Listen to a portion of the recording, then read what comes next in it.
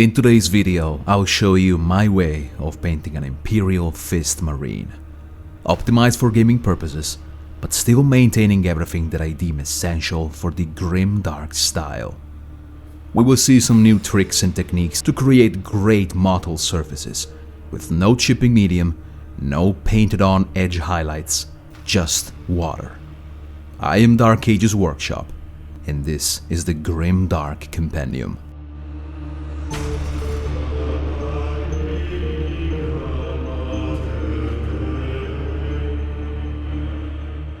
The Imperial Fists feel like the great match of industrial and gothic. Yellow armor makes me think of cranes, bulldozers, and industrial pipework. Heavy, sturdy, and dependable. The way they ornate themselves with capes, crosses, skulls, and fingers just happens to be perfect for the way that I imagine the ideal space marine. I need a marine that can correctly capture this aesthetic. Now, this is not going to be a complex or a heavy kit bash, it's mostly just a head swap and a change of bolter to the one and only firstborn version. The rest are handmade additions in pursuit of more textures, rich variety in materials, lots of moving parts to add dynamism, and relics. As for the painting, I will be cutting off a lot of time by circumventing some steps, and sometimes getting practical and crafty with my approach. In this tutorial, there is no highlight stage. Mistakes can be fixed very easily, and at the end of the process, our miniature will be well protected and ready for gaming without sacrificing rendition, clarity, and interesting variations. So let's start by priming the miniature. I like to start with a solid coat of Steinlered's Grey primer, just to have an additional gradient, but if you are really in a hurry, you can probably just skip this and start immediately with a white primer. Give a couple of thin coats and allow 15 minutes to dry. After this, I will base coat the bolter with AK Interactive Dark Grey and Vallejo Whole Red, and proceed to also base out all the rubber joints of the suit with the same dark grey, but you can also use Abaddon Black from Citadel. Try to be tidy here, however, should you make a mistake on the armor, it's not too much of an issue. Just stipple the white primer back on and let it dry. After this, I jump straight on to an enamel wash shading pass with Villainy Ink Goon's Grime. It's diluted 1:1 with white spirits, so it flows smoothly in the crevices. Notice how I just place it as a recess wash. It's a very deliberate pass only for the darkest recesses, and the dilution with white spirits will help diminish some of its covering power. In this stage, we want to maintain some of this white as pristine as we can, mostly in the raised areas, as that's going to be very important to make the yellow look vibrant as intended. So I don't cover the entirety of the miniature and never touch open surfaces except for the skulls, which are supposed to be old and grimy. We want to be sure to use an enamel wash at this stage for a few main reasons. It dries to the touch in a matter of seconds. It will leave us with these grimy stains full of texture and visual interest. It can be manipulated, repositioned, and removed at will with a brush damp with white spirits. And lastly, it will also secretly help us for the next stage. We will see that in just a few. So, using the Reductive Technique, we clean the stains starting from the open surfaces and let those pigments deposit in the recesses. It is as random or as controlled as you want it to be.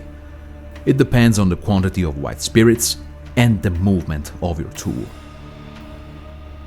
If you make a mistake, you can always come back with a cotton bud and absorb the unneeded amount.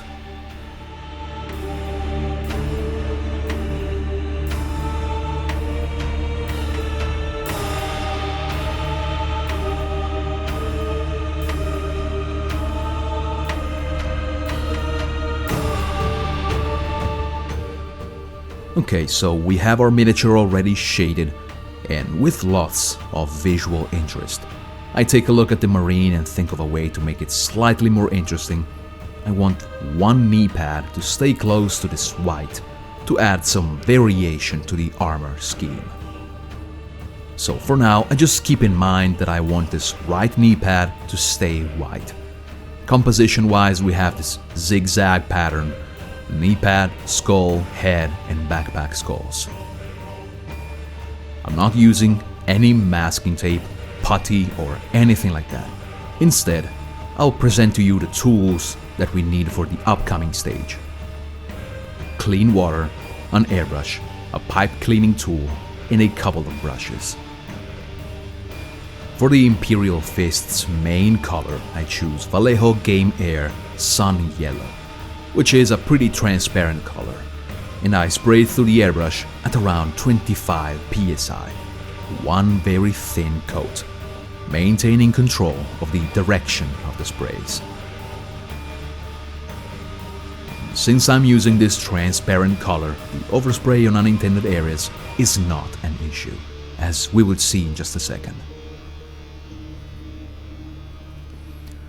When applied in a thin coat through the airbrush, acrylics can be easily manipulated if we come in with just pure water and mechanical pressure. As long as we keep our tools damp with water, we have a few minutes of working time before the acrylic starts to harden up. So we can apply the Reductive Technique once again, this time scratching or cleaning away the yellow acrylic with our tools damp with just water. First from the knee pad, then from face and skulls. You see that it comes off right away and reveals a white primer beneath. The more pressure you add and the cleaner the result.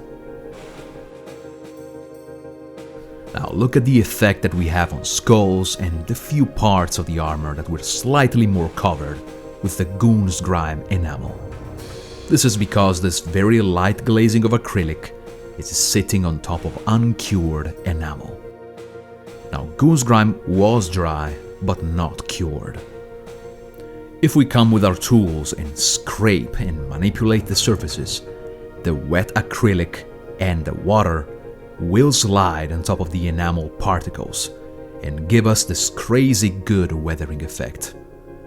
If you're wondering, yes, a thin coat of enamel wash can also be worked and removed with water to some extent.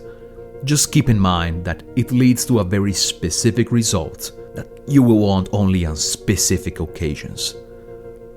Remember that enamels are oil-based and beat up in contact with water, as they are incompatible. But sometimes we can take this incompatibility to our advantage. If I focus on edges, I'm basically creating myself natural edge highlights, chipping the yellow back to the primer, and just with the Reductive Technique using water and pressure. When instead working on open surfaces, we obtain discolorations, stains, streaks, and all sorts of interesting visual variety. I also use an airbrush needle and chip away the paint back to the plastic. If you don't like the gray plastic showing up, just cover it up in whole red or Rhinox hide. We should always think of why, where, and how chipping would occur. In this case, the knuckles of a power fist, well, it speaks for itself. I'd be very surprised if an Imperial Fist had a perfectly pristine power fist. If you realize you remove too much, or your base color is not strong enough, you can very easily do a second, very thin coat. Just make sure to stay controlled with your sprays and remove the color from the areas that you desire. So be creative with the stage and alternate between different tools for different purposes. We can really start to understand how to use our tools to their full extent. A soft brush damp with water will give you a clean removal. A stiff one will cause discolorations. A pipe cleaning tool can be used both to scratch with its bristles, and the hard tip can be used for rough chipping. Every small tool you can find is a potential new way to explore textures. I really enjoy this up-close and personal approach, mixing brushwork with practical tools. The same thing can be done to our secondary color by brush, like the chest aquila and shoulder trims. I use Vallejo Air Red Brown, slightly thinned down with water. I'll do one pass and rub it off with a stiff brush. Then I do an optional second pass by just mixing a little bit of Evil Sunz Scarlet on both the aquila, trims and bolter. Just pay attention here to how much water you're using and the movements of your tool, or you risk transferring that red onto the main color. If your chapters, trim or aquillas are metallic colors, I will just go straight on with a gentle soft scratching with a pipe cleaner or a needle, no water, or you'll risk transferring those metallic particles everywhere. Okay, so now we'll be very quickly addressing the weapons, cloth and skin. And I will do this in the fastest and most straightforward way I can. So with an old and beaten up brush, I use Vallejo gunmetal, unload the majority of the pigments off onto a piece of paper, and gently pass it as a sort of dry brush or detail chipping, just in a couple of places to add some contrast and personality, mainly to the aquila and trims. Runelord brass on relics and crosses. Cloth was a wet blend of Incubi Darkness and Abaddon Black. And now I'll be doing a simplified flesh recipe. This is all wet blending with acrylics, starting from Vallejo Red Brown or Bugman's Glow, and blending in some Deck Tan or Rockart flesh.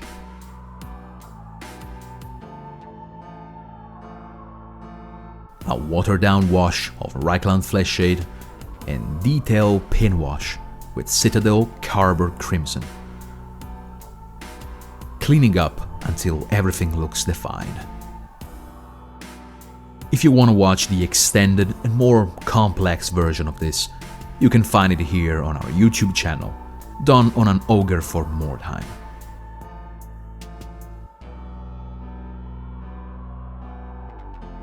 I like my Marines rough and scarred with horrifying faces.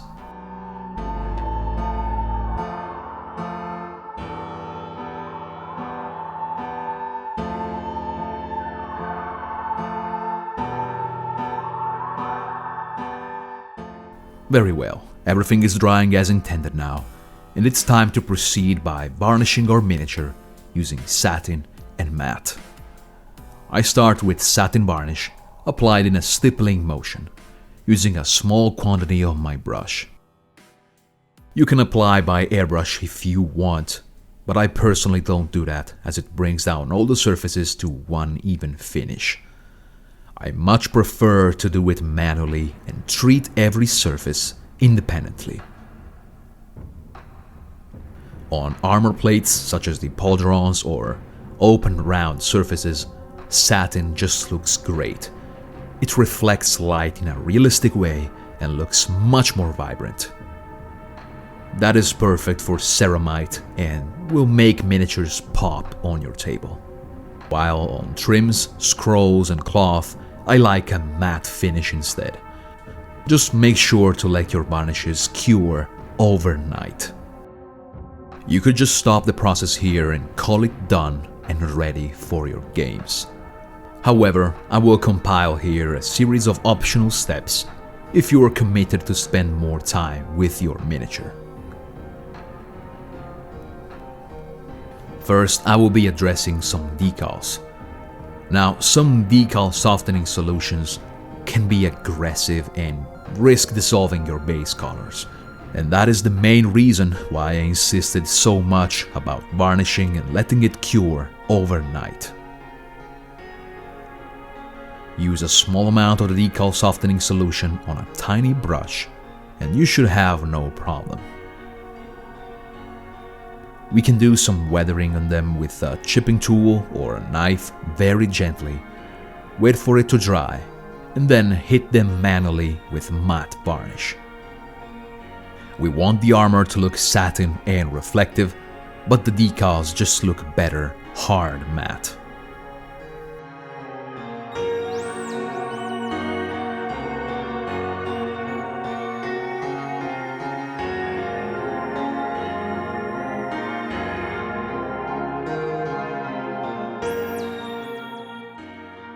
The next optional step is an atmospheric filter. Yellow looks great with undertones of magenta or burnt red or orange, but for my taste, this combination is a little bit too stylized. For my Imperial Fists, I want a cold temperature that enhances that heavy, industrial feeling. I use Colia green shade from Citadel through my airbrush, maintaining absolute control at around 20 psi, and with the nut at the end of the airbrush restricted almost all the way in. I hit just the lowest parts of the armor features, so on boots, the power fist, pauldrons and backpack. When shadows become this greenish, acid yellow, that's the time to stop. We don't want this to be too prominent.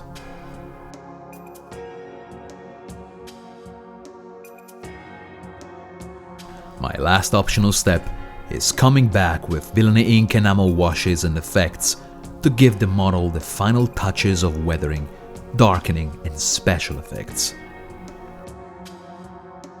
Even in this case, it should be a very deliberate placement.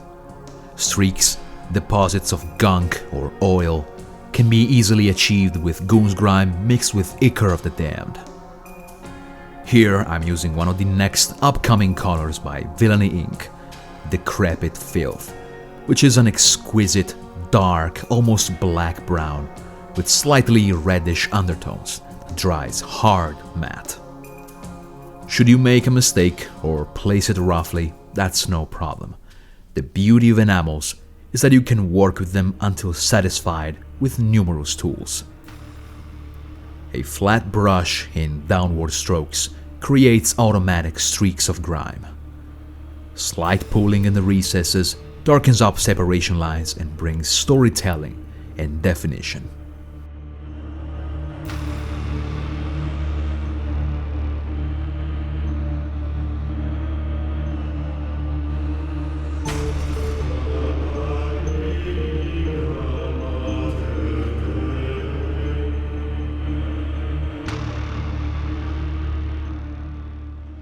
Villainy Ink Carry-On Crimson effect can bring a final, visceral and mottled look on the scarred face of our marine.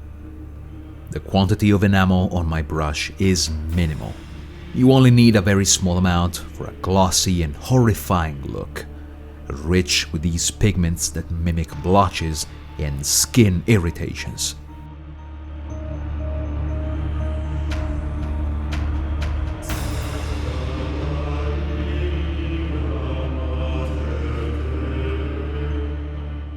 And finally, I use Villainy Ink Decay of Death on skulls and cloth for that final aging effect, bringing a dead cold atmosphere with its subtle pale green patina deposit.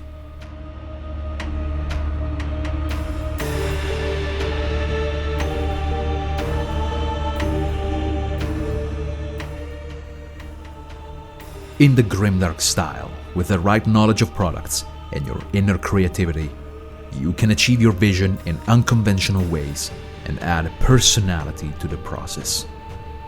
I hope this video inspires you to create some cool miniatures, or makes you even curious to try out new things that you never considered before. Be sure to check out our Forest Freaks painting competition, If you want to join, you will find all the rules on our website. I'll leave a link in the description. If you like what you've seen here, there are plenty more guides that go in depth on techniques, color recipes, and much more on the Grimdark Compendium. There you can also get your hands on villainy ink, washes, and effects that you have seen used in this video. If you become a member, you can watch everything we have on streaming, earn credits, and immediate discounts on villainy ink enamels. I will link all of this in the description as well, in case you are interested. We have something truly unique coming up on YouTube very soon. If you like uncompromised Blanchitsu, you're in for a treat. We wish you a good week, and I'll see you next time. Take care.